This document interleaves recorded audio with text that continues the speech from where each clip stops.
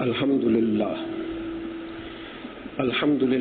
علی کل حال والصلاة والسلام علی صاحب حسنہ و جمال اما بعد فاعوذ باللہ السمیع العلیم من الشیطان الرجیم بسم اللہ الرحمن الرحیم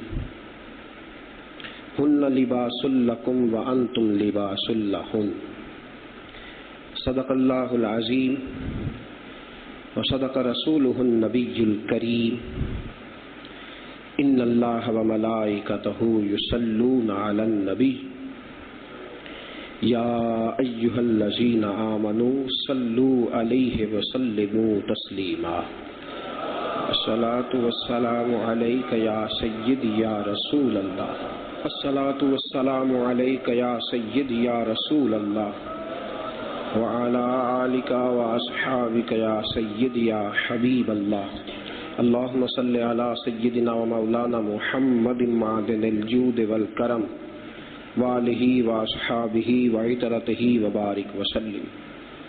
اللہ رب العزت کی حمد و ثنا اور حضور پر نور شافع یوم النشور احمد مجتبی جناب حضرت محمد مصطفیٰ صلی اللہ تعالی علیہ وسلم کی ذات بابرکات پر لاکھوں اور کروڑوں درود و سلام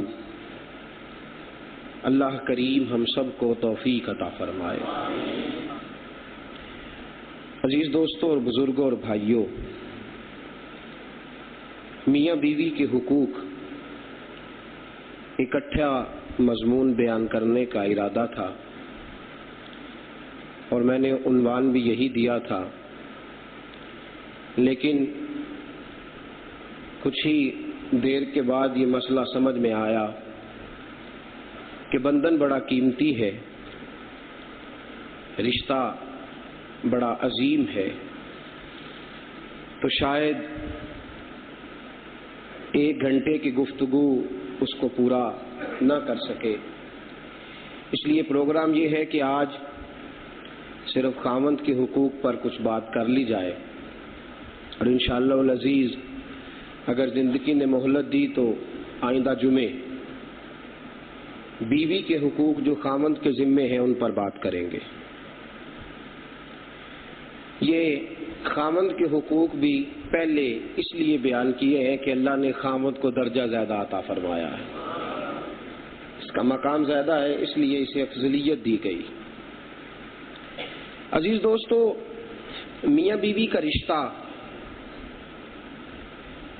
جس طرح بڑا اعلیٰ اور بڑا عزت مآب رشتہ ہے، اسی طرح نازک بھی بڑا ہے۔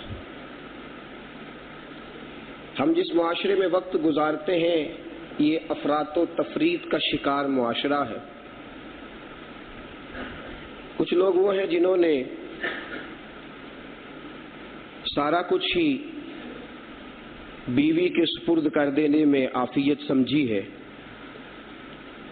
اور کچھ وہ ہیں جو کہتے ہیں کہ معاذ اللہ بیوی پاؤں کی جوتی ہوتی ہے۔ دونوں غلطی پہ ہیں۔ میاں بیوی کا جو رشتہ ہے، اس رشتے کو جس بہترین انداز میں ہمارے رب نے بیان فرمایا ہے نا، فرمایا ہن لباس لکم، عورتیں تمہارا لباس ہیں، وہ تمہارا لباس، وَأَنْتُمْ لِبَاسٌ لَهُنْ، اور تم ان کا لباس ہو۔ وہ تمہارا لباس ہیں اور تم، جملہ ایک ہے لیکن اس کی معنویت، اس کا حسن، اس کی گہرائی، اس کی گہرائی، میاں بیوی ایک دوسرے کا لباس ہے، لباس ہے ایک دوسرے کا۔ میں زیادہ تفصیلات تو نہیں عرض کروں گا، تین باتیں مفسرین کرام نے، مختلف بزرگوں نے جو بیان کی ہیں، وہ تین باتیں صرف اس آیت کی تفسیر میں عرض کروں گا۔ لباس سب سے پہلا کام پتہ کیا کرتا ہے؟ سب سے پہلا کام لباس یہ کرتا ہے کہ انسان کے جسم کے جو عیب ہوتے ہیں وہ چھپا دیتا ہے، کسی کو نظر نہیں آنے دیتا۔ اس کے وجود پہ کتنے دھبے ہیں، کہاں کہاں نشانات ہیں، لباس چھپا دیتا ہے۔ فرمایا میاں بیوی ایک دوسرے کا لباس ہے، وہ ایک دوسرے کے عیب چھپاتے ہیں، ایک دوسرے کے عیب اگر کبھی کسی جگہ بیان بھی کرتے ہیں تو اس جگہ جہاں سے انہیں رہنمائی ٹھیک ملنی ہو، اس کے علاوہ جائز نہیں۔ جہاں سے رہنمائی ملنی ہو نا کہ یہ میرے ساتھ معاملہ ہے تو میں کیا کروں، یہاں تو جائز ہے رہنمائی کے لیے، ورنہ ایک دوسرے کے عیب بیان کرنا، بالخصوص نقائص بیان کرنا، نقائص یہ بڑی بری بات ہے۔ وہ مرد اور وہ عورت ایک دوسرے کا لباس نہیں جو غلطیاں لوگوں کے سامنے بیان کریں، جو اعلان کرتے پھریں۔ اور ہمارے ہاں ہوتا یہ ہے کہ ہم جھگڑے کا جب موقع آتا ہے نا، جھگڑے کا، محبت کی بات ہوتی ہے تو ہم کسی کو بولنے بھی نہیں دیتے، اور جب جھگڑا ہوتا ہے تو کتنے لوگوں کے درمیان ایک دوسرے کے عیب اچھالتے ہیں۔ اور میں لباس عیب چھپاتا ہے، عیب بیان نہیں کرتا۔ دوسری بات جو مفسرین نے بیان فرمائی وہ یہ کہ لباس بندے کو سردی اور گرمی سے بچاتا ہے۔ لباس بہت زیادہ ٹھنڈ آ جائے گی تو آپ کیا کریں گے؟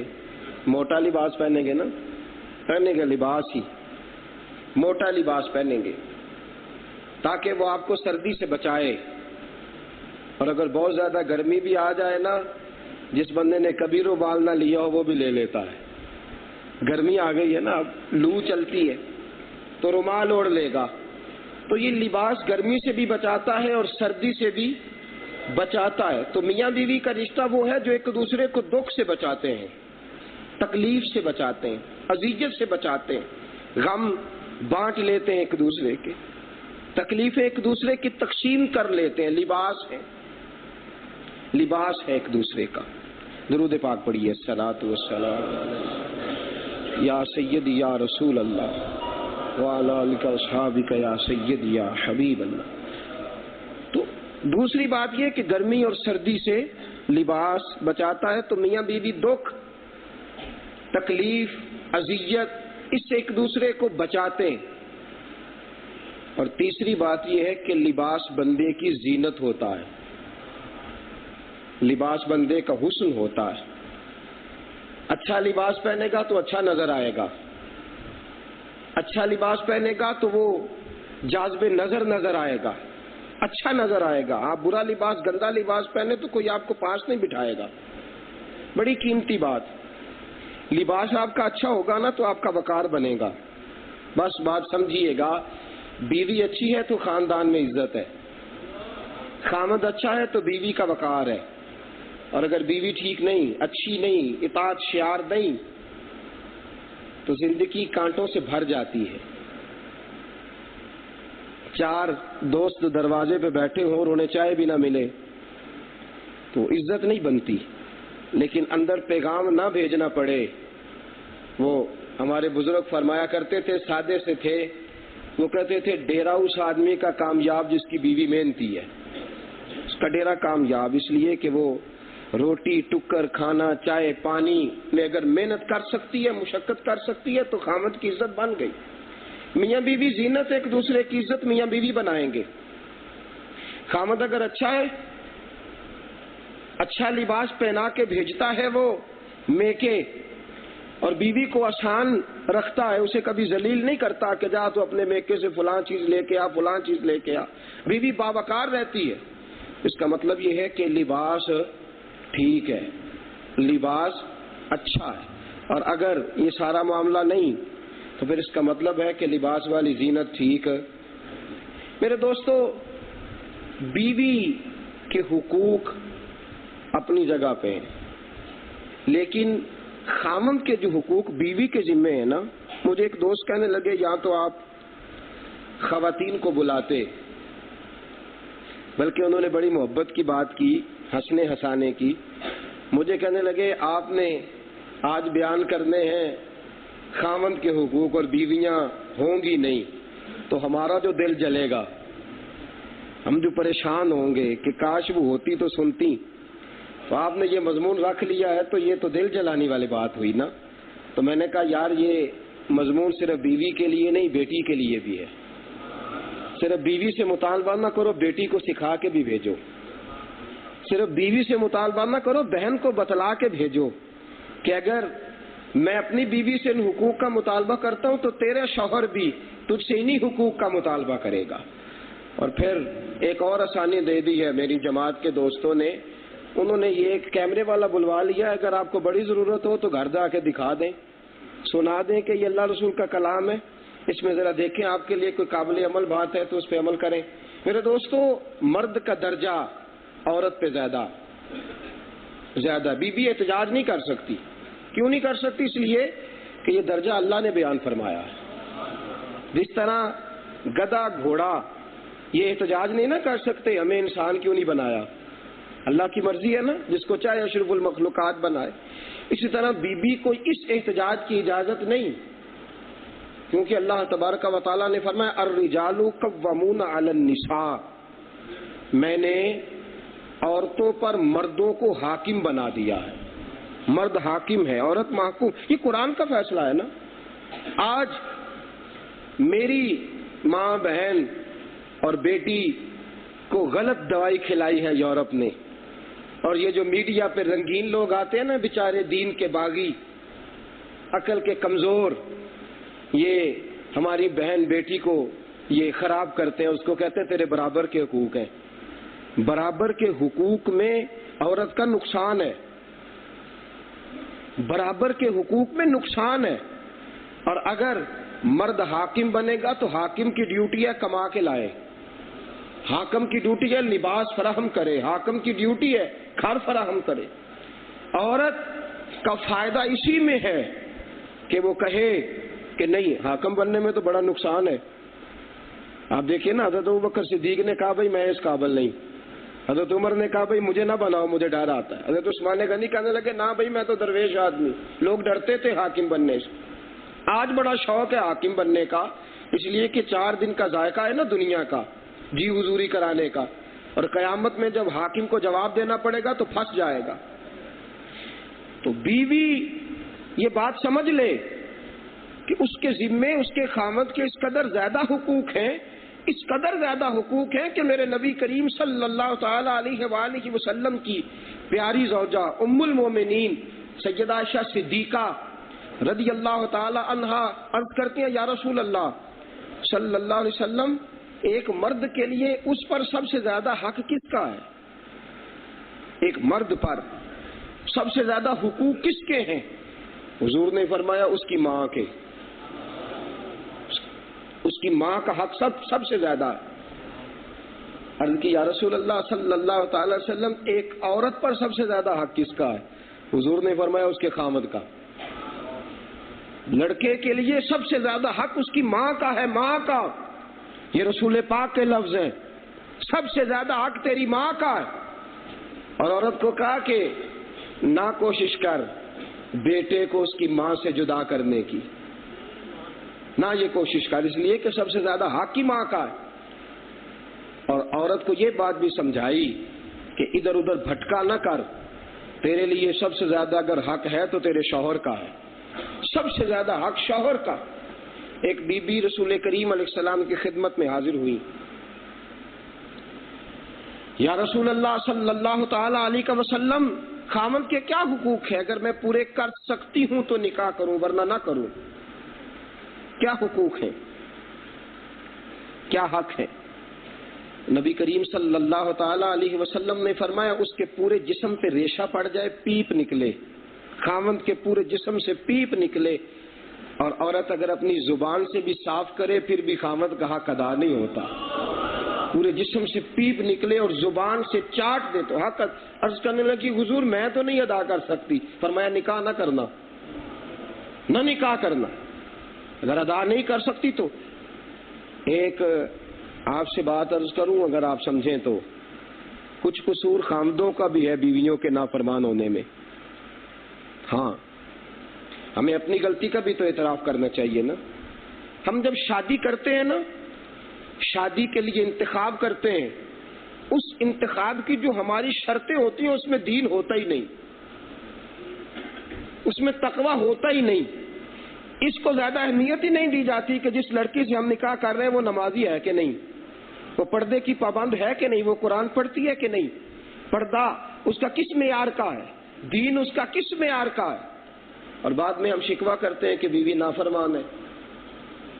پہلے دیکھیں نا، صحیح بخاری میں حضرت ابو ہریرہ رضی اللہ تعالیٰ عنہ راوی، رسول اکرم صلی اللہ علیہ وسلم نے فرمایا لوگ 4 وجہ سے شادی کرتے ہیں۔ کچھ لوگ عورت کا حسن دیکھ کے شادی کرتے ہیں، حضور نے فرمایا حسن فنا ہونے والی چیز ہے۔ فرمایا کچھ لوگ حسب نسب دیکھ کے شادی کرتے ہیں، فرمایا حسب نسب وہی ہے جس کا تقوی بہتر اس کا نسب اونچا۔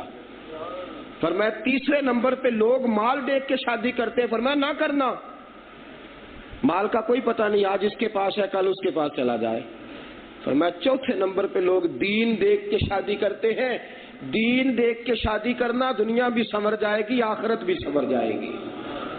ہم نے پہلے انتخاب جو ہم کرتے ہیں نا، انتخاب وہی ہمارا ٹھیک نہیں۔ اللہ بندے کو اس کی نیت پر اجر دیتا ہے۔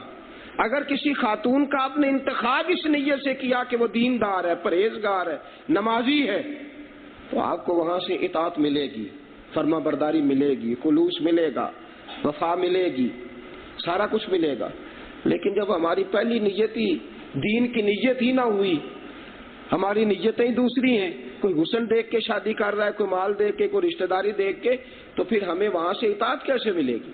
اطاعت تو ہوگی خدا رسول کی محبت کی وجہ سے، اور وہ چیز ہم نے وہاں دیکھی نہیں، نیت میں شامل ہی نہیں کی۔ اب سنیے گا بات، رسول پاک صلی اللہ علیہ وسلم نے فرمایا بیویوں تم پر سب سے زیادہ حق تمہارے خاوند کا ہے۔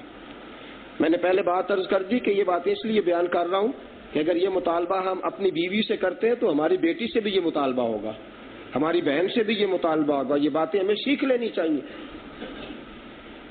نبی اکرم صلی اللہ تعالی علیہ وآلہ وسلم نے ارشاد فرمایا کہ جو بی بی نماز پڑھے، رمضان کے روزے رکھے، اپنی عزت کی حفاظت کرے، اور چوتھے نمبر پہ فرمایا اپنے شوہر کی اطاعت کرے، اپنے شوہر کی بات مانے۔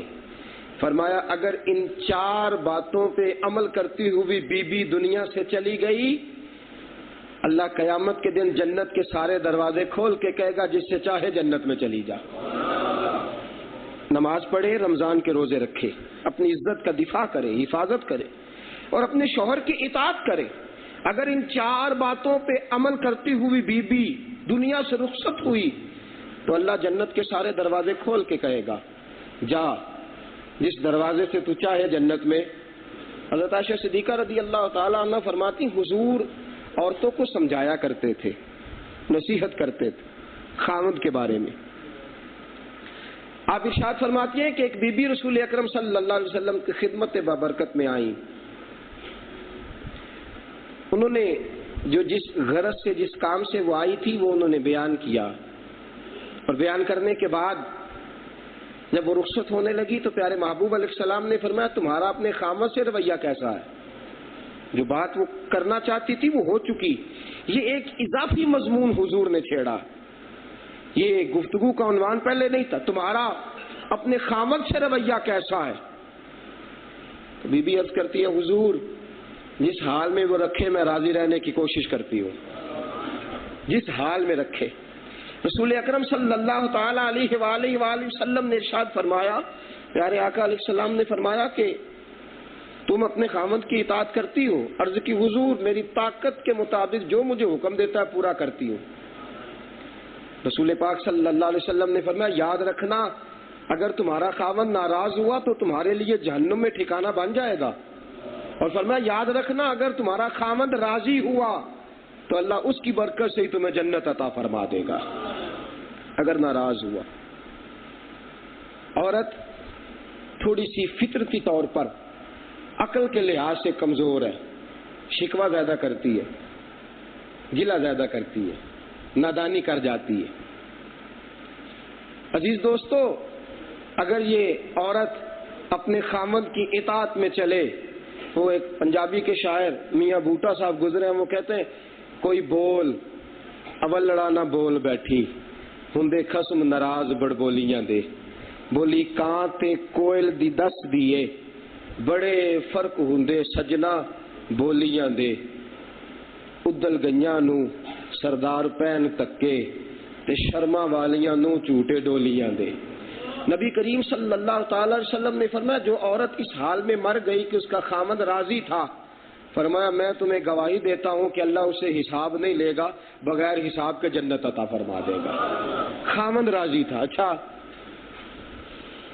اب یہاں یہ قید نہیں لگائی کہ خامد نیک ہو تو راضی کرو، بلکہ شرط تو یہ ہے نا کہ سل من کی طاقت تیرے ساتھ زیادتی بھی کرے تو اپنا فرض پورا کر، جو جوڑے توڑے اس کے ساتھ جوڑ۔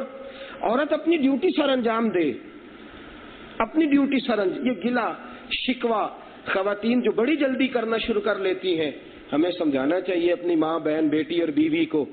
میرے نبی کریم صلی اللہ تعالی علیہ وسلم نے فرمایا میں نے معراج کی رات جب دوزخ پہ نظر ڈالی تو میں نے بیویاں زیادہ دیکھی ہیں، دوزخ میں عورتیں زیادہ دیکھی ہیں۔ یا رسول اللہ صلی اللہ تعالی علیہ وسلم وجہ؟ حضور نے فرمایا ایک تو لعنتیں زیادہ برساتی ہیں اور دوسرا خامند کا شکریہ ادا نہیں کرتی، ناشکری ہوتی ہے۔ ان دو وجہوں سے، ایک وجہ یہ کہ لعنت تان زیادہ کرتی ہیں، لعن تان زیادہ کرتی ہیں، دوسری وجہ یہ کہ خامند کی ناشکری ہے، شکریہ ادا نہیں کرتی۔ ان دو وجہوں سے اللہ نے کثرت کے ساتھ بیویوں کو جہنم میں پھینکا، زیادہ عورتیں جائیں گی۔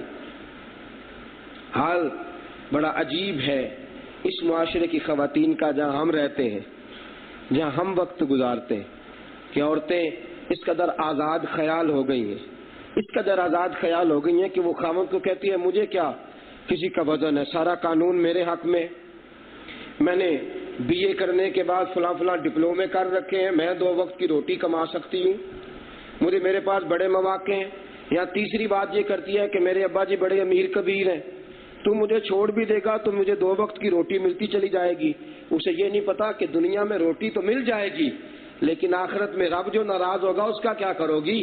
آخرت کے دن جو اللہ تبارک و تعالیٰ تم سے نظر رحمت پھیر لے گا اس کا تمہارے پاس کیا علاج ہے؟ رسول پاک صلی اللہ تعالی علیہ وآلہ وسلم نے مسلمان خواتین کی ذمہ داری لگائی، فرمایا اپنے خامند کو راضی رکھو، اپنے خامند کی اطاعت میں وقت گزارو، اپنے خامند کے گھر میں رکی رہو۔ مجھے بالکل اس بات کا علم ہے کہ روٹی پکا کے دینا، کپڑے دھو کے دینا، گھر کے کام کاج کرنا بالکل ببانگ دوہل عورت کے فرائض میں اگرچہ شامل نہیں، لیکن خامند کو راضی رکھنا تو اس کا فرض ہے کہ نہیں؟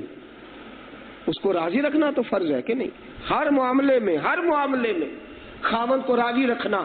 رسول پاک صلی اللہ علیہ وسلم نے فرمایا خامند عورت کو اپنے بستر پہ بلائے، عورت کو چاہیے فوراً آئے، اگر تندور میں روٹیاں جل رہی ہوں تو پھر بھی تندور چھوڑ کے آ جائے۔ رسول پاک نے فرمایا اگر خامند نے بلایا بی بی نہ آئی، ساری رات اللہ کے فرشتے اس عورت پر لعنتیں برساتے رہیں گے۔ ہر حال میں خامند کو راضی رکھنا، اس کی اطاعت کرنا، اس کی فرما برداری کرنا، دکھ میں بھی اس کا ساتھ دینا اور سکھ میں بھی اس کا ساتھ دینا۔ میرے دوستو، نبی اکرم صلی اللہ تعالی علیہ وآلہ وسلم نے مسلم معاشرے کی خواتین کو اس قدر زیادہ خامند کے حقوق کے بارے میں تلقین کی۔ حضرت ابوبکر صدیق رضی اللہ تعالیٰ عنہ فرماتے ایک اونٹ دوڑا ہوا آیا، اس نے آ کے حضور کو سجدہ کیا، میرا بڑا دل کیا، میں نے کہا یا رسول اللہ صلی اللہ علیہ وسلم میرا بھی دل کرتا ہے آپ کو سجدہ کروں، میرا بھی جی چاہتا ہے سجدہ کروں۔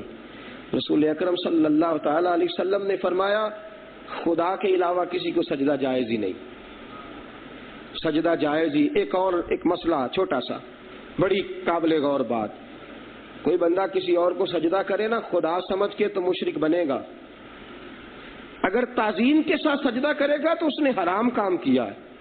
تعظیمی سجدہ کرنے سے بھی بندہ مشرک نہیں ہوتا، تعظیمی سجدہ کرنے شرک واقعہ نہیں ہوتا۔ شرک تو ہے جب وہ دل میں کسی کو معبود مان کے سجدہ کرے، تعظیمی سجدہ کرنا حرام ہے، کسی کو بھی تعظیمی سجدہ حرام ہے، لیکن اگر کرے گا بہت بڑا اس نے گناہ کیا، لیکن اس پر شرک کا فتویٰ پھر بھی شرک بڑا مشکل کام ہے۔ نبی کریم صلی اللہ علیہ وسلم نے فرمایا نہ بھائی سوائے خدا کے کسی کو سجدہ جائز نہیں، اور حضور نے فرمایا اگر میں حکم دیتا، بیویوں کو سوچنا چاہیے نا حکم دینے کی بات کون کر رہا ہے؟ وہ رسول جس نے بیٹی کی عزت بیان فرمائی، وہ محبوب جس نے کہا کہ بہن کے ساتھ اس نے سلوک کرو تو میں تمہیں جنت میں ساتھ لے کے جاؤں گا، وہ رسول جس نے عورت کو اتنی عزت دے دی، اتنی عزت دے دی، اتنی عزت دے دی کہ کہا کہ عورت کھڑی زمین پہ ہے، بیٹا تو اس کی خدمت کر، یہ زمین پہ نہیں کھڑی بلکہ تیری جنت کے اوپر کھڑی ہے۔ اس رسول نے فرمایا اگر میں کسی کو حکم دیتا سجدے کا تو عورت کو کہتا اپنے خامد کو سجدہ کرے۔ اس قدر سجدہ کہتا ہے انتہائی تعظیم کو، انتہائی تذلل کو، انتہائی عاجزی کو، انتہائی انکساری کو، بس زمین پہ ناک رگڑ دینا کہ اس سے زیادہ عاجزی کوئی نہیں۔ فرمایا میں حکم دیتا اگر سجدے گا تو عورت کو کہتا، کہاں ہے وہ عورتیں اور کہاں ہے وہ مسلم معاشرے کی خواتین جو رسول پاک کا کلمہ بھی پڑھتی ہیں پھر بھی سر اٹھا کے خاوند کی نافرمانی کرتی ہے؟ انہیں ڈر نہیں آتا، انہیں خوف خدا حاصل نہیں ہوتا؟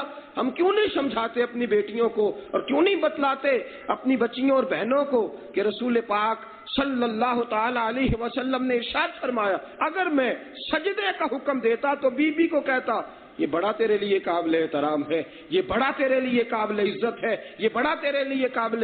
اور پھر لطف کی بات یہ ہے قید کوئی نہیں لگائی کہ خاوند بڑا نیک ہو، خاوند بڑا پرہیزگار ہو تو عزت کر، تیرے لیے خاوند ہے، بیوی کے لیے وہ خاوند ہے، بس اتنی شرط ہے، اس سے زیادہ حضور نے شرط لگائی کوئی نہیں۔ رسول پاک صلی اللہ علیہ وسلم نے فرمایا وہ خاوند بڑا اچھا ہے جو تہجد کے وقت اٹھے اور اپنی بیوی کو بھی اٹھائے، اور فرمایا وہ بیوی بڑی نصیبوں والی ہے، خوش نصیب ہے جو تہجد کے وقت اٹھے اپنے خاوند کو اٹھائے، اور فرمایا اگر خاوند نہ اٹھے تو اس کے منہ پہ پانی چھڑکے اور کہے اٹھ چل دونوں مل کے اللہ کی عبادت کریں۔ میرے دوستو ایک بات ہے، ایک بات بہرحال ہے، ایک بات ہے، اعلیٰ حضرت فاضل بریلوی رحمۃ اللہ نے ایک جملہ لکھا ہے جو میں اکثر سوچتا ہوں تو میرے دل کی گہرائیوں میں اتر جاتا ہے۔ اعلیٰ حضرت فرماتے ہیں جو رب کا فرما بردار ہوتا ہے کائنات اس کی فرما بردار ہو جاتی ہے۔ میری رائے ہے، رائے اگر شوہر اللہ کا فرما بردار ہوگا تو امید ہے بیوی بھی فرما بردار ہو ہی جائے گی۔ اگر خدا رسول کی اطاعت کرے گا نا، جو اٹھائے نا بیوی کو کپڑے دھلانے کے لیے تو جھڑک سکتا ہے، روٹی کا کہنے کے لیے جھڑک سکتا ہے، جوتے پالش کر کے آگے کیوں نہیں رکھے جھڑک سکتا ہے، لیکن بیوی سویرے سو رہی ہے کوئی لڑائی نہیں، زور کے وقت کام کر رہی ہے کوئی لڑائی نہیں، اثر اس نے کوئی نہیں پڑی کوئی لڑائی نہیں۔ میرے دوستو بعض ایسی نیک خواتین، حضرت سلطان باہو رحمت اللہ تعالی علیہ، آپ کی والدہ بی بی راستی کے شوہر حضرت بازید جو جناب سلطان باہو کے والد ہیں، وہ کہتے ہیں میں اللہ کا کوئی شوقین نہیں تھا، مجھے کوئی زیادہ شغف نہیں تھا اللہ کی یاد میں۔ فرماتا ہے میری بیوی روٹی پکا کے کپڑے دھو کے میرے آگے رکھ کے ہاتھ باندھ کے کہتی تھی روٹی کھا لیں، وضو کر کے کپڑے بدل لیں، میں نماز پڑھنے جا رہی ہوں مہربانی کریں آپ بھی تشریف لے آئیں۔ کیسا عورت کا معیار ہے، کیسی یہ بیوی ہے۔ آئیے اٹھیے، یہ کپڑے میں نے رکھ دیے ہیں، روٹی پکا دیے کھا لیں، وضو کریں کپڑے بدلے آئیں، میں پڑھنے لگی ہوں نماز آپ بھی پڑھ لیں۔ کاش آج کی بیوی بھی ایسی باوقار ہوتی تو آج بھی کئی گھروں سے حضرت سلطان باہو جیسے بچے پیدا ہوتے، کئی بچے پیدا ہوتے۔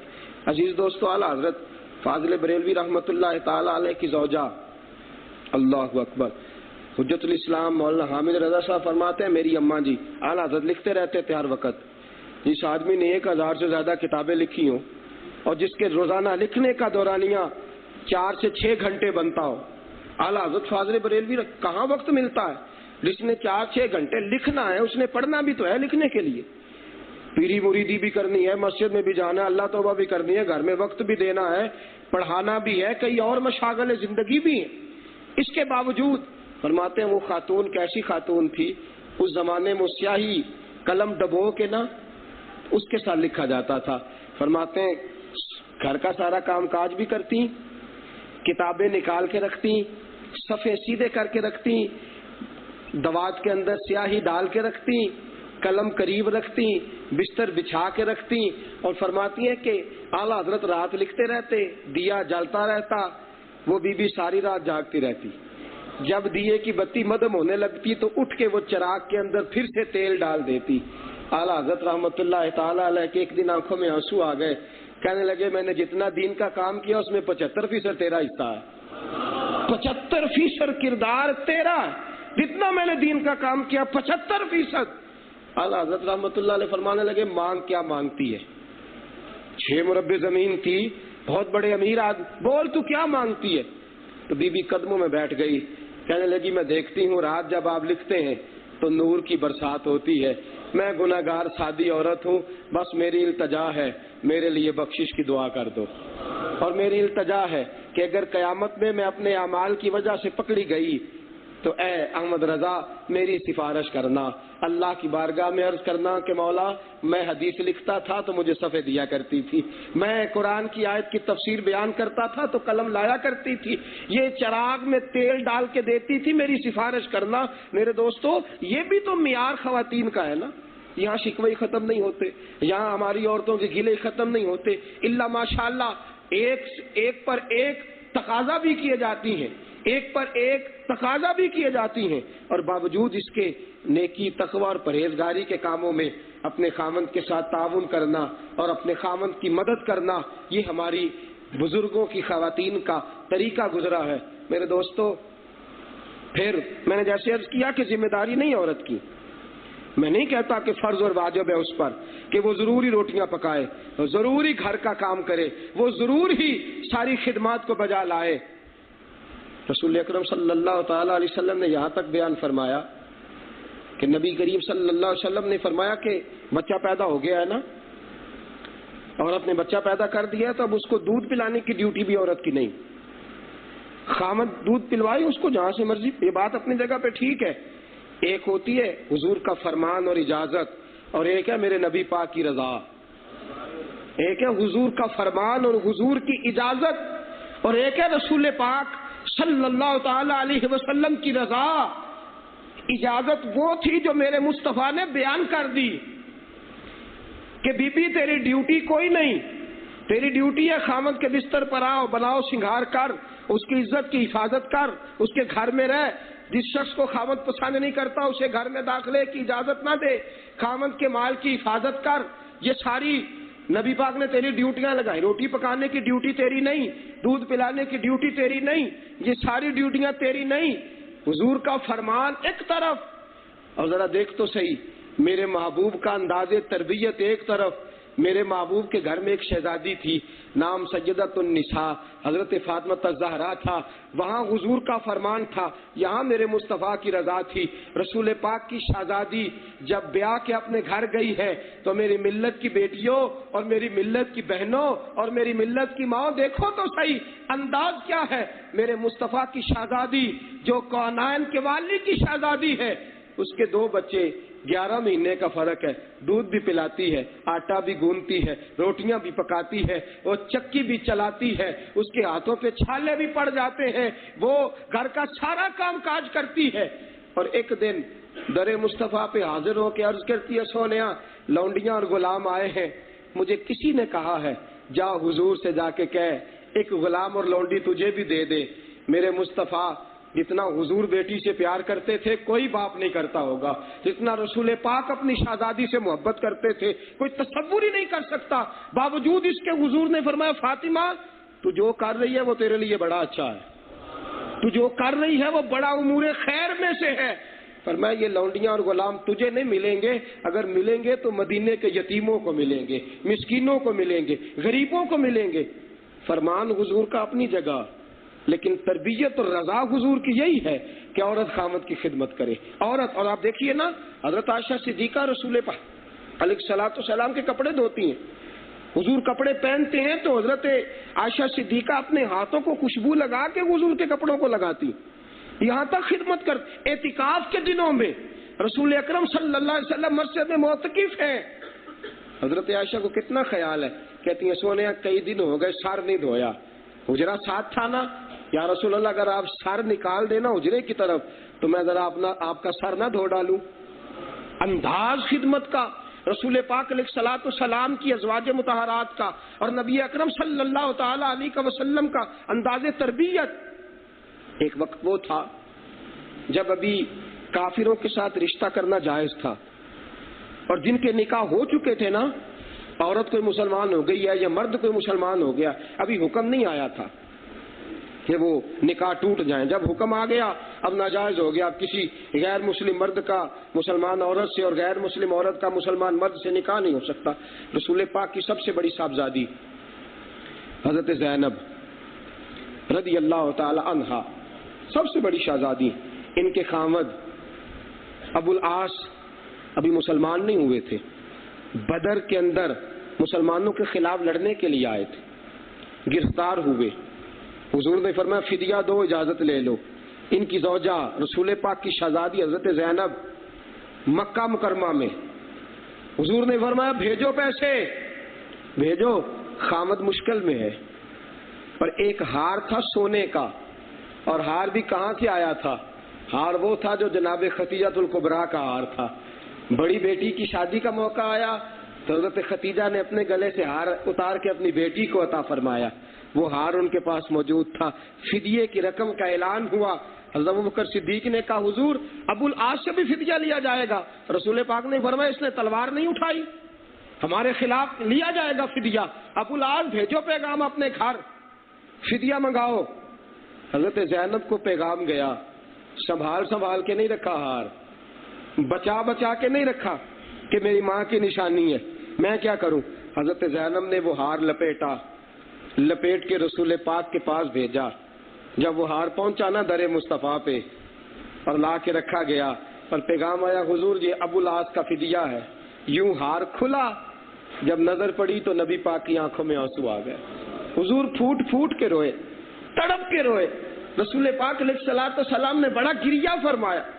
حضرت صدیق اکبر رضی اللہ تعالیٰ عنہ عرض کرتے ہیں حضور کیا ہوا؟ فرمایا یہ ہار آیا ہے تو پھر سے ختیجہ کی وفائیں یاد آ گئی. یہ پھر سے دیکھو یہ ختیجہ کی وفا کدھر گھوم رہی. میں نے عرض کیا کہ حضور کا فرمان اپنی جگہ، مسلمان بیٹیوں نبی پاک کا فرمان اپنی جگہ. یہ نہ کہتے پھرا کرو جگہ جگہ کہ کوئی پابندی ہے اسلام میں تو دکھاؤ، کوئی پابندی ہے اسلام میں تو دکھاؤ. میرے نبی کی بیٹیوں کا کردار دیکھو، میرے رسول پاک علیہ الصلوۃ والسلام کی صحابیات کا کردار دیکھو، نبی پاک کی بیویوں کا کردار دیکھو. تمہیں پتہ چلے خامد کا معیار کیا ہے، تمہیں پتہ چلے خامد کا وقار کیا ہے. سرور کون مقام سیاح لامکان صلی اللہ تعالی علیہ وسلم ہار آیا. حضور نے فرمایا وہ وفا جو ختیجہ میرے ساتھ کرتی تھی وہ وفا اپنی بیٹیوں کو ورثے میں دے کے گئی ہے. وہ ورثے میں دے کے حضور ہار دیکھتے ہیں روتے ہیں. صحابہ کرام اکٹھے ہو کے آئے، عرض کی حضور اگر مہربانی فرمائیں، آپ ہمارا مشورہ مان لیا کرتے ہیں، مہربانی فرمائیں ہم ابو آس کو بغیر کسی فدیے کے آزاد کرنا چاہتے ہیں، بغیر فدیے کے آزاد کرنا چاہتے ہیں. نبی اکرم صلی اللہ تعالی علیہ وسلم نے وہ ہار لوٹایا. فرمایا ابو العاص جا چلا جا، تیری بیوی کی وفا تیرے کام آ گئی ہے، تیری بیوی کی وفا تیرے. اتنی چوٹ پڑی دل پہ، واپس لوٹ گئے مکہ مکرمہ اور کچھ ہی دنوں کے بعد کلمہ پڑھ کے مسلمان ہو گئے. میرے دوستو نبی پاک علیہ السلام کا فرمان میں انکار نہیں کرتا، لیکن جو کردار حضور نے پسند فرمایا عورت کا، جو کردار نبی پاک نے، عورت سب سے پہلے یہ دیکھے کہ وہ گھر میں اپنے خاوند کو، اپنے بال بچوں کو دیندار بنانے میں دین کو پسند بھی کرتی. آج ہماری خواتین، میں تنقید نہیں کرتا اس لیے کہ ہر بیٹی اور ہر بہن کو اپنی بہن اور اپنی بیٹی ہی سمجھنا چاہیے، لیکن میں اپنی بہنوں اور بیٹیوں کو یہ بات سمجھانے کی کوشش کرتا ہوں، ٹی وی پہ آنے والی عورت کا لباس دیکھ کے لباس نہ بدلا کرو، یہ تمہارے کام نہیں آئے گا. کبھی کبھی اپنے دوپٹے میں منہ دے کے نا رخ پلٹ کے دیکھا کرو، وہ جنت البقیع میں جو میرے مصطفیٰ کی شہزادی لیٹی ہوئی ہے اس کا لباس کس طرح کا تھا، وہ لباس بھی ذرا دیکھو نا، وہ انداز بھی ذرا دیکھو. علی کے گھر کی ہے عزت علی سے سنتے، نبی کے گھر کی ہے عزت نبی سے سنتے. وہ جس نے معزز کیا گھرانے کو، حسین پال کے جس نے دیا زمانے کو. ذرا پلٹ کے ادھر بھی نگاہ دوڑایا کرو نا، اس لباس کو بھی. تم زمانے کا نیا فیشن اختیار کرنا تو ضروری سمجھتی ہو، لیکن مصطفیٰ کریم صلی اللہ تعالی علیہ وسلم کا فرمان اور نبی پاک کی شہزادی کا کردار وہ تمہارے لیے نمونہ ہی کوئی نہیں، اس کو تم سمجھتی کوئی نہیں۔ اگر نوجوان مصطفیٰ کا غلام نہ بنا تو کامیاب نہیں ہو سکتا، اور اگر بہو بہنیں بیٹیاں سیدہ فاطمہ کی کنیزیں نہ بنی تو کامیاب نہیں ہو سکتی، کامیابی ممکن ہی نہیں ہے۔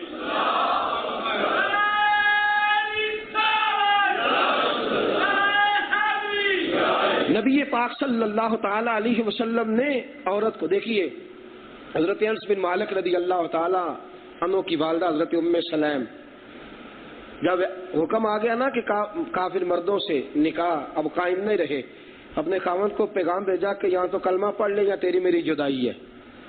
حضرت انس کی والدہ ام سلیم، تیری میری جدائی ہے۔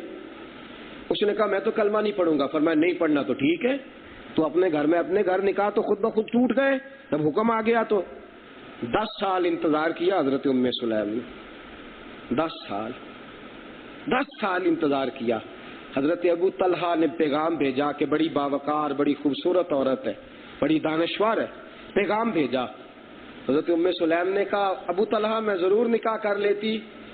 کہا چلو اپنی شرط بتاؤ، کتنا حق مہر لوگی، کس مکان میں رہنا پسند کرو گی، مالدار آدمی ہوں۔ فرمایا نہ حق مہر کی بات ہے نہ مکان کی بات ہے، تو کلمہ پڑھ کے مصطفیٰ کا غلام بن جا، میں تیرے ساتھ شادی کر لیتی ہوں۔ تو رسول پاک کا غلام بن جا، میں تیرے ساتھ نکاح کر لیتی۔ ابو طلحہ نے کہا کہ کیوں؟ فرمایا میں تجھے بتلاتی ہوں، اس لیے کہ تو اپنے ہاتھ سے درخت کاٹ کے لاتا ہے، اپنے ہاتھ سے رندا چلاتا ہے، اور پھر تو ایک بڑائی کے پاس جاتا ہے، مستری کے پاس، وہ ایک مورت بنا دیتا ہے، پھر تو لا کے گھر میں سجاتا ہے، اس کی پوجا شروع کر دیتا ہے۔ بتلا کہ جس کو تو نے اپنے ہاتھ سے کاٹا، ہاتھ سے تراشا، ہاتھ سے سجایا، وہ معبود بننے کے قابل ہے؟ جب بی بی نے یہ جملے کہے تو ابو طلحہ سوچنے پہ مجبور ہو گئے، گردن جھکائی، گھر چلے گئے، گفتگو کی، دوڑے، ادھر ادھر لوگوں سے پوچھا، کوئی جواب نہ دے سکا، لوٹے، کہنے لگے ام سلیم تیرا بھلا ہو، نکاح کر یا نہ کر، تیرے چند جملوں نے مجھے اسلام قبول کرنے پر مجبور کر دیا، چند جملے تیرے، اسلام قبول کر لیا۔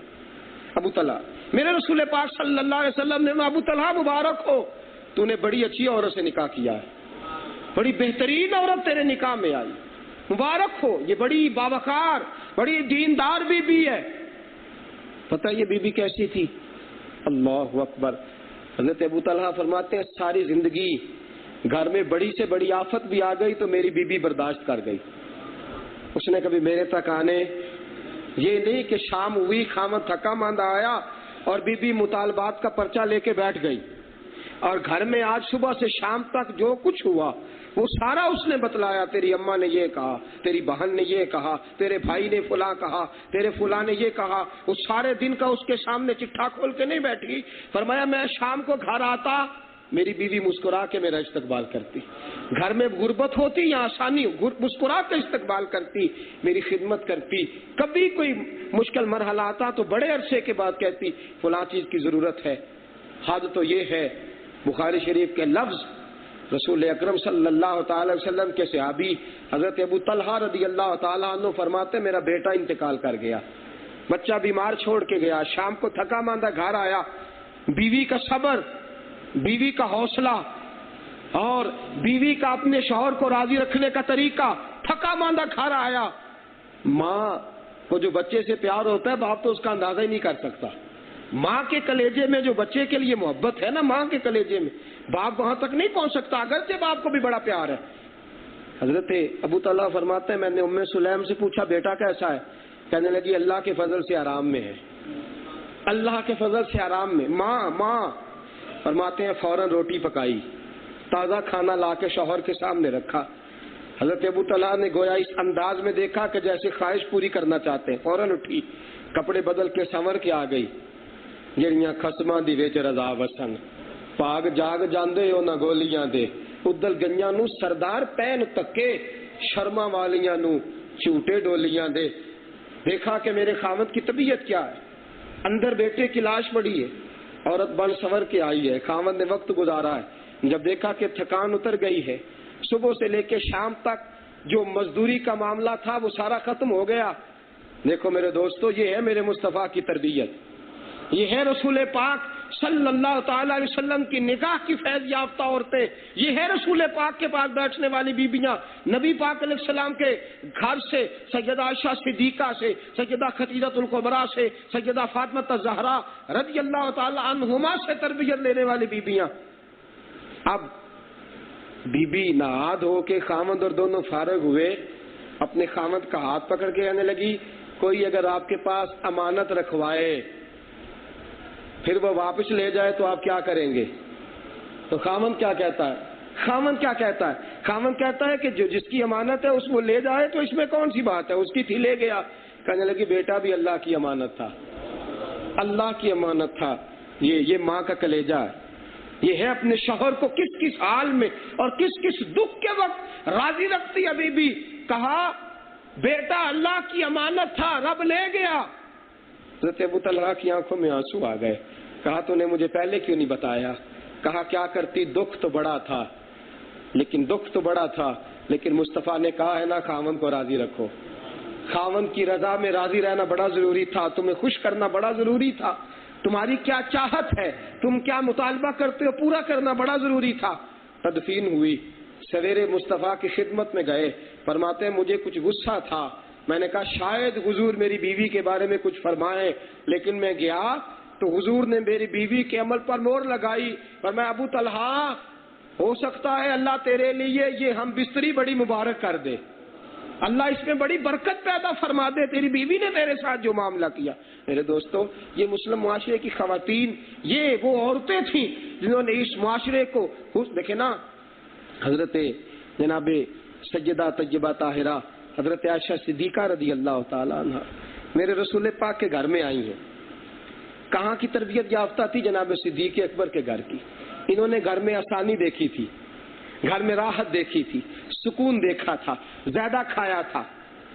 خاوند کے گھر میں آئی ہیں، اگر بھوک بھی ملی ہے تو آرام سے برداشت کی ہے، دکھ بھی ملا ہے تو شکوہ۔ اور حضور کی حدیث ہے بخاری کی، نبی پاک علیہ السلام نے فرمایا عورت کو ساری زندگی تم آسانیاں دو، خوش رکھو، کبھی ایک تمہارا عیب دیکھ لے گی تو کہے گی میں نے تو کبھی تم سے سکھ دیکھا ہی نہیں۔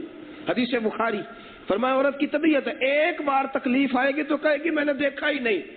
میرے عزیزو، رسول پاک صلی اللہ علیہ وسلم کی ازواج مطہرات، نبی پاک علیہ السلام کے حضرت ابوبکر صدیق بڑے امیر کبیر شخص تھے نا، حضرت اسماء بنت ابی بکر جناب سیدہ عائشہ صدیقہ کی بڑی بہن، حضرت اسماء بڑے مالدار باپ کی بیٹی، اور کتنے 40 ہزار دینار حضرت ابوبکر صدیق اپنی اس بیٹی کے پاس رکھتے تھے کہ ضرورت پڑی کہ تو لے لوں گا، اتنا پیسہ دیکھا۔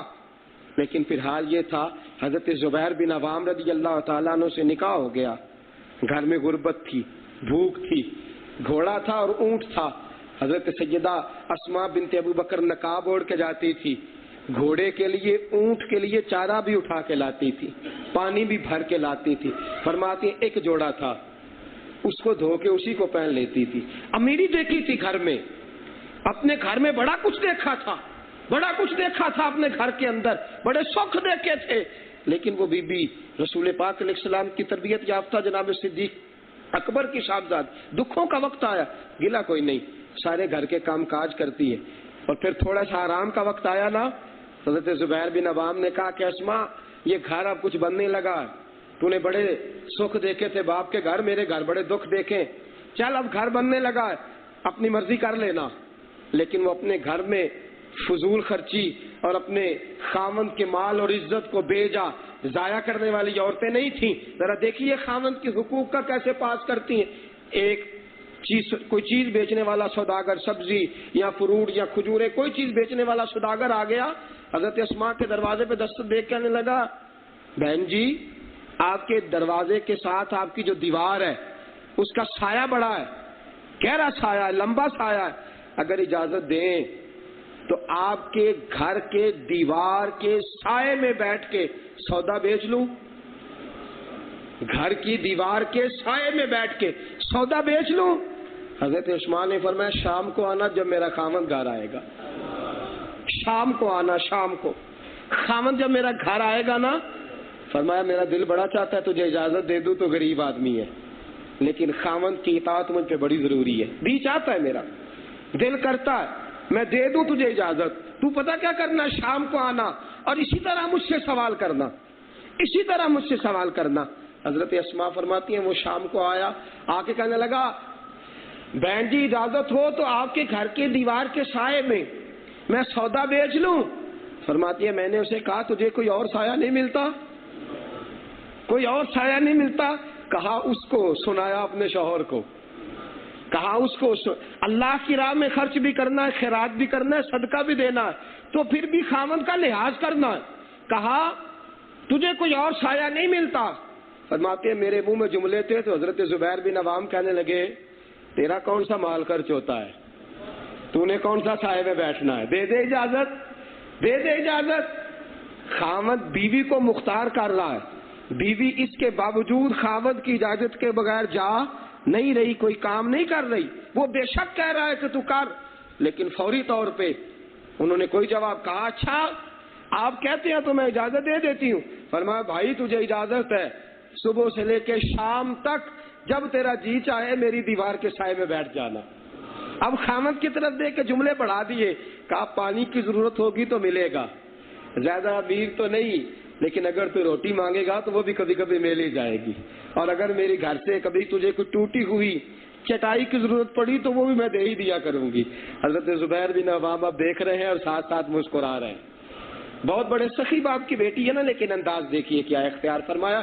میرے دوستو، عورتیں جن عورتوں کی رسول پاک صلی اللہ علیہ وسلم نے تربیت فرمائی ان کا انداز کچھ اور تھا، ان کا طریقہ دیکھیں نا۔ نبی پاک علیہ السلام نے پابندی لگائی عورت پہ، سخت پابندی، فرمایا تو نفل روزہ نہ رکھ خاوند کی اجازت کے بغیر، نفل روزے کی اجازت نہیں، اور تجھے اس بات کی بھی اجازت نہیں کہ خاوند گھر آیا اور تو قرآن پاک کھول کے بیٹھ جائے کہ میں نفل عبادت کر رہی ہوں، پہلے اس سے پوچھ اس کی کیا ضرورت ہے، کیا حاجت ہے۔ اور میں زیادہ تنقید تو نہیں کرتا، لیکن صرف اتنا کہتا ہوں کہ ٹی وی بند ہو جانا چاہیے خامد کے آنے پہ، اور کم از کم اسے پوچھ لینا چاہیے کہ تھکا ماندہ آیا ہے تجھے کو پانی تو نہیں چاہیے ٹھنڈا، اتنا تو کم از کم خیال ہونا چاہیے۔ یہ رسول پاک صلی اللہ تعالی وسلم جو تربیت، میں سوچتا ہوں تو دور نکل جاتا ہوں کبھی کبھی، حضرت خدیجہ الکبریٰ رضی اللہ تعالی عنہا، میرے دوستو یہ وہ بی بی تھی جس کو ملکہ مکہ کہا جاتا تھا، مکے کی ملکہ، مکے کی ملکہ۔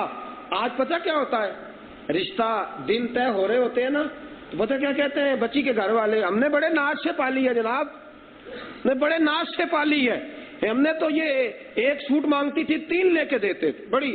اب وہ بچی کے ذہن میں وہ بات بیٹھ جاتی ہے، وہ بھی خامد کے گھر آتی ہے تو 1000 بار خامد کو جتلاتی ہے، میرے ابا جی کی گاڑی اس طرح کی تھی، میرے ابا جی کے گھر کے اندر جو ڈرائنگ روم تھا وہاں اس طرح کے ٹیبل لگے ہوئے تھے۔ خدا کے بندے تو اپنی بیٹی کو سمجھا کہ تو نے جانا ہے اب خامد کے گھر، اس کے گھر میں جس طرح کا ماحول ہو تو انہیں اسی طرح گزارا کرتا اپنے آپ کو، اور بیوی کو سمجھنا چاہیے کہ وہ باپ کا گھر تھا، باپ کا گھر کبھی بیٹی کا گھر نہیں ہوتا، بھائی کا گھر تھا، بھائی کا گھر کبھی بہن کا گھر نہیں ہوتا، بہن کا گھر تو وہ ہے جو اس کے شوہر کا گھر ہے، بیٹی کا گھر وہ ہے جو اس کے شوہر کا گھر ہے۔ یہاں تو کیڑے نکال رہی ہے اور اس گھر کی تو تعریفیں کر رہی ہے، دراصل تو اپنے گھر کی غلطیاں بیان کر رہی۔ عزیز دوستو، حضرت خدیجہ الکبریٰ ملکہ مکہ ہیں، بڑا مال ہے نا، بڑا کچھ ہے۔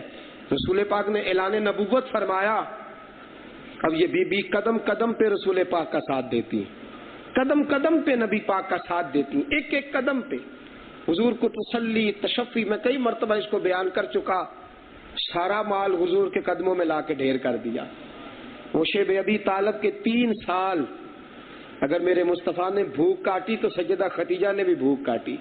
شیب ابی طالب کے 3 سال قید میں حضرت خدیجہ نے رسول پاک کے ساتھ وقت گزارا، دکھ حضور کے ساتھ کاٹے۔ اور ایک مرتبہ جب سیدہ عائشہ صدیقہ نے کہا حضور آپ اکثر ذکر کیوں کرتے ہیں حضرت خدیجہ کا، تو میرے حبیب نے پتہ کیا فرمایا تھا، فرمایا عائشہ تم ساری سکھوں کے وقت آئی ہو، خدیجہ دکھوں کی ساتھی، وہ تکلیفوں کے ساتھ، اس نے میرے ساتھ دکھ بڑے کاٹے، اس نے میرے ساتھ مصیبتیں بڑی کاٹی ہیں، قید بڑی کاٹی ہے، پریشانیاں بڑی کاٹی ہیں، اس نے میرے ساتھ بڑی غربت برداشت کی ہے، اور زبان پہ کبھی گلہ نہیں لائی، کبھی شکوہ نہیں لائی۔ حضرت سیدہ خدیجہ الکبریٰ میرے مصطفیٰ گھر میں آئے، بڑے پریشان تھے، بڑے حضور رنجیدہ تھے، بڑی تکلیف میں تھے، گھر آئے تو حضرت سیدہ خدیجہ الکبریٰ رضی اللہ تعالی عنہ کہتے ہیں حضور غم نہ کریں، چھوڑیں ان لوگوں کی، یہ تو بیوقوف ہیں. آپ بتائیں کھانا کیا ہے؟ آپ کی پسند کی کوئی چیز نہ بنا کے لاؤں؟ حضرت سیدہ خدیجہ الکبریٰ جلدی سے اٹھی، باورچی خانے گئی، کچھ پکا کے لائیں. پتہ نہیں اس بی بی کے کھانا پکانے میں کیا لذت تھی، پتہ نہیں اس عزت والی خاتون کے اس کام کاج کرنے میں کیا محبت تھی، کیا چاشنی تھی. حضرت خدیجہ کھانے کا برتن لے کے باورچی خانے سے نکلی اور جناب جبریل امین پہلے رسول پاک کے پاس پہنچ گئے. عرض کی حضور خدیجہ آپ کے لیے کھانا لے کے آ رہی ہے، بڑی محبت سے آ رہی ہے، بڑے خلوص سے آ رہی ہے، بڑے پیار سے آ رہی ہے، بڑے پریم اور پرید سے آ رہی ہے. جب یہ آئے نا تو اسے کہنا خدیجہ تیری وفائیں صرف خدا کو ہی پسند نہیں، صرف فرشتوں کو ہی پسند نہیں، اللہ کو بھی بڑی پسند ہے. جب خدیجہ کھانا لے کے آئے تو یا رسول اللہ ارشاد فرمائیے گا خدیجہ تیرا رب تجھے سلام فرماتا ہے، تیرا رب تجھے سلام کرتا ہے، تیری وفا کو، تیری اطاعت شعری کو، تیری رسول پاک کے ساتھ محبت کو تیرا رب سلام کرتا ہے. میری ملت کی مائیں بہنیں اور بیٹیاں یاد رکھیں، حوصلہ بڑی چیز کا نام ہے، تحمل اور بردباری بڑی چیز کا نام ہے. وہ جو عورتیں خامند کی اطاعت میں رہیں گی اور راضی کر کے دنیا سے جائیں گی، حضور علیہ الصلوۃ والسلام نے فرمایا وہ تو جنتی عورتیں ہیں. اور حضور علیہ الصلوۃ والسلام نے عورتوں کو منع فرمایا، فرمایا اپنے خامند سے نہ جھگڑا کرو. جب کوئی بیوی اپنے خامند سے جھگڑتی ہے تو اس خامند کو جو جنت میں حور ملنا ہوتی ہے وہ آسمان کا دروازہ کھول کے کہتی ہے نہ جھگڑا کر، نہ جھگڑا کر، یہ تیرے پاس ہمیشہ نہیں رہے گا، میرے پاس آئے گا، میں بڑی خدمت کروں گی، بڑی خدمت کروں گی، بڑی اطاعت کروں گی. میرے دوستو ہمیں یہ تعلیم اور تلقین عام کرنی ہے. خامند کے بڑے حقوق ہیں، اس کے بڑے درجے ہیں. جب میرے حبیب نے فرما دیا کہ خامند ہی تیری جنت ہے، خامند ہی تیری دوزخ ہے، اس کو ناراض کرے گی تو تو جہنمی، اس کو راضی کرے گی تو تو جنتی. پھر یہ سارا میں اپنے پنجابی کلچر کو بڑا پسند کرتا ہوں، اس لیے کہ ہمارے بزرگ، ہماری مائیں، ہماری بہنوں کو اور بیٹیوں کو بڑی تلقین کرتی تھی کہ بیٹا وہاں جانا تو برداشت کرنا، وہاں جانا. وہ میری چونکہ زیادہ 7 بہنیں، میری اماں جی کھانا عین بچی کھا رہی ہوتی تھی تو کہتے تھے جا پانی لے کے آ. میں کبھی کبھی کہتا تھا اماں جی اسے روٹی تو کھا لینے دے. کہتی تھی بیٹا دل میرا بھی نہیں چاہتا، لیکن میں چاہتی ہوں ذرا دکھوں کی عادی ہو جائے، ذرا تکلیفوں کی عادی ہو جائے. اپنے گھر جائے گی تو اسے دقت محسوس نہیں ہوگی، اس لیے کہ بڑے ایسے کام کرنے پڑیں گے جو اس کی طبیعت کے خلاف ہوں گے. ہمارے پنجابی لوگ بڑی وہ جو کہتے تھے نا کہ تیرا جنازہ نکلے تو بیوی کو پتا ہوتا کشتیاں جل گئی ہیں، اب میں نے اس کی فرما برداری کرنی ہے، اس کی اطاعت شعاری کرنی ہے میں نے. اور رسول پاک علیہ السلام نے فرمایا بلا وجہ جو عورت اپنے خامد سے طلاق کا مطالبہ کرے اللہ اسے جنت کی خوشبو بھی عطا نہیں فرمائے گا، بلا وجہ جو مطالبہ. آج ہم اس قدر زیادہ پیچھے سے سپورٹ کرتے ہیں اور ایسے نظریات 2 وقت کی روٹی دے لی جائے گی، یہ کر لیا جائے گا، وہ کر، یہ معاملات بچیاں چونکہ بیچاری پہلے عقل کی تھوڑی کمزور ہوتی ہے تو وہ ان کے گھر میں نبھا نہیں ہو سکتا. ہم اپنی بچیوں کی تربیت کریں. اگر ہم چاہتے ہیں اچھی بیویاں ملیں، اچھی بہو ملے تو اچھی بیٹی تیار کرو، اچھی بیٹی تیار کرو، اچھی بہو تمہارے گھر آئے گی، اچھی بیوی تمہارے گھر آئے گی. شرط یہ ہے کہ اچھی بہن اور اچھی بیٹی تم تیار کرو، تو پھر وہاں سے بھی تمہارے لیے اچھائی ہی اچھائی ہے. ہمیشہ مدحت خیر الانام میں گزرے. دعا ہے یہ عمر درود